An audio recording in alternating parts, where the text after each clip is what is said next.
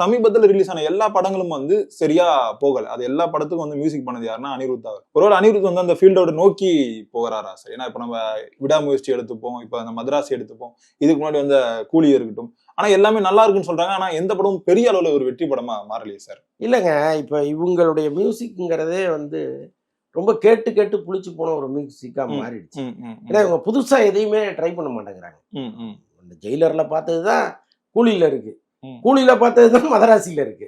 கொஞ்சம் அங்கங்க ஒரு சின்ன மாற்றத்தை பண்ணிட்டு அப்படியே தூக்கி போடுறதுங்கிறத நம்ம எப்படி ஒத்துக்க முடியும்? இப்போ இவ்வளவு சம்பளம் வாங்குறீங்க, உங்களுக்கு இவ்வளவு பெரிய புகழ் இருக்கு, உங்க பின்னால இவ்வளவு ரசிகர்கள் இருக்காங்கன்னா அவங்களுக்காக வேலை செய்யணும்ல. நான் புதுசா ஒண்ணு தருவேன் இந்த படத்துல, இதற்கு முன்னால நான் பண்ணாதது ஒண்ணு இந்த படத்துல இருக்குன்னு நீங்க சொல்லுங்களேன்.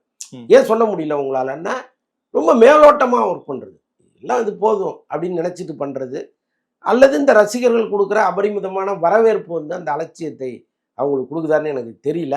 ஆனால் அனிருத்தெல்லாம் வந்து நிச்சயமாவே இப்ப நானும் ரவுடிதான் படத்துல எல்லாம் மெலடி சாங்ஸ் போட்டுப்பாரு, சூப்பரா இருக்கும். குளமாவு கோயிலெல்லாம் மெலடி இருக்கு, சூப்பரா இருக்கும். அவரால் முடியும். ஜிவி பிரகாஷ் வந்து அவர் நினைச்சா ஒரு மாட்டடி அடிச்சு கையில கொடுத்துட்டு போக முடியாதா? ஏன் ஒவ்வொரு படத்துலயும் அவர் மெனக்கிறாரு? அதுல வந்து ஒரு அந்த பாட்டு 25 வருஷம் ஆனாலும் கேட்கணும்னு எண்ணம் அவருக்கு இருக்கு. அவருடைய நீங்க இன்னமும் நீங்க மதராசப்பட்டினம் சாங்கை கேளுங்க, நீங்க நகரவே முடியாது, உட்காந்து கேட்டுட்டே இருக்கலாம். அப்ப இந்த காலத்துக்கும் அழியாத பாடல்களை நம்ம கொடுக்கணுங்கிற எண்ணம் முதல்ல ஒரு மியூசிக் டைரக்டருக்கு வரணும். ஜிவி பிரகாஷுக்கு அதெல்லாம் இருக்கு. ஸோ அந்த மாதிரி வந்து ஏன் அனிருத்துக்கு இல்லாம போகுதுங்கிறது நமக்கு பெரிய வருத்தமா தான் இருக்கு. அவருக்கு இந்த தமிழ் சமூகம் கொடுத்த இடம்ங்கிறது ரொம்ப உயரம். அவர் ஆனா ரஜினி படத்துக்கு மட்டும் ரொம்ப பர்டிகுலரா நல்லா போடுறாரு. இப்ப கூலி படத்திலேயே பேக்ரவுண்ட் மியூசிக் எல்லாம் பாத்தீங்கன்னா சூப்பரா இருக்கும். பாடல்கள் வந்து சில பாடல்கள் அதுல நல்லா தான் இருக்கு. ஜெயிலர்ல அதிரி புதிரியா இருந்துச்சு. அப்ப ரஜினிக்கு மட்டும் கொஞ்சம் ஸ்பெஷலா ஒர்க் பண்றவரு, மற்றவர்கள் படத்துல ஏன் கொஞ்சம் அலட்சியமா இருக்காருன்னு நமக்கு புரியல.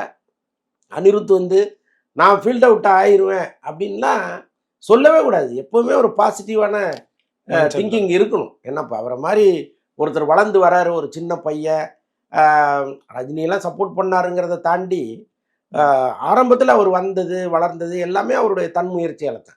ஸோ அப்படி உள்ள ஒருத்தர் இவ்வளோ ஒரு இடத்த பிடிச்சிருக்கிறாரு. அவருடைய மியூசிக் கான்சர்ட்னா 3 கிலோமீட்டருக்கு நிற்கிறாங்க டிக்கெட் வாங்குறதுக்கு. அப்போ அவ்வளவு முக்கியமான ஒரு மியூசிக் டைரக்டர் நான் ஃபீல்ட் அவுட் ஆயிடுவேன்னு ஏன் அப்படி நினைக்கணும்? முதல்ல எப்பவுமே பாசிட்டிவா இருக்க வேண்டியது தானே. இப்போ பரணி மாதிரி மியூசிக் டைரக்டர் இன்டர்வியூல அவரை கேட்க சொல்லுங்க.